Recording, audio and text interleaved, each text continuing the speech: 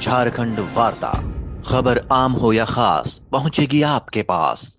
गढ़वा लोकसभा चुनाव को लेकर सारी राजनीतिक पार्टी ने कमर कस ली है। लगातार लोगों से जनसंपर्क बनाए हुए है, साथ ही साथ किए गए विकास कार्यों को लोगों तक पहुंचा रहे हैं। इसी बीच भाजपा के प्रदेश अध्यक्ष बाबूलाल मरांडी ने पलामू लोकसभा संसदीय क्षेत्र का दौरा किया, साथ ही साथ लोकसभा पलामू स्तरीय कार्यकर्ता सम्मेलन का आयोजन किया। इसी बीच बाबूलाल मरांडी ने अपने कार्यकर्ताओं को संबोधित करते हुए कहा कि इस पलामू संसदीय क्षेत्र के सभी के घरों तक जाए और 100% मतदान के लिए लोगों को प्रेरित करे। उन्होंने कहा कि नरेंद्र मोदी के नेतृत्व वाली केंद्र की सरकार ने गरीबों, दलितों तथा पिछड़ों के लिए जितना विकास कार्य किया है, आजादी से लेकर आज तक किसी प्रधानमंत्री ने इतना विकास कार्य नहीं किया।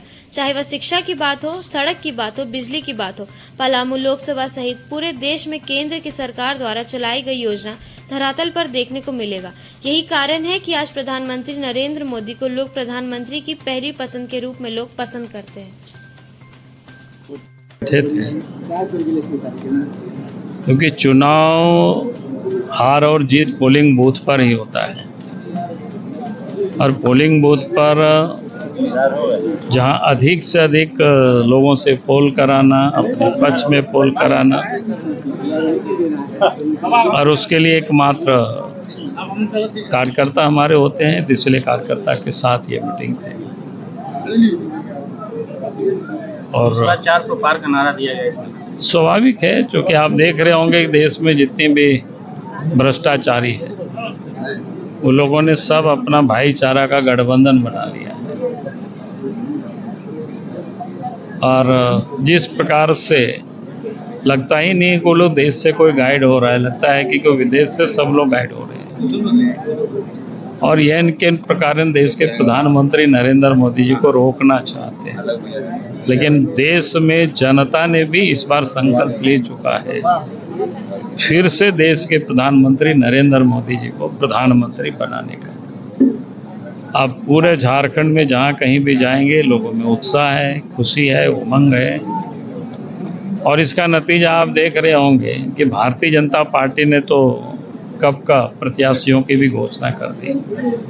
हमारे कार्यकर्ता काम में लग गए, प्रत्याशी भी घूम रहे हैं, बाकी लोग तो अभी ढूंढ रहे हैं कि यहाँ किसको चुनाव लड़ावे। तो उनके यहाँ अपनी परेशानी सब देख रहे होंगे।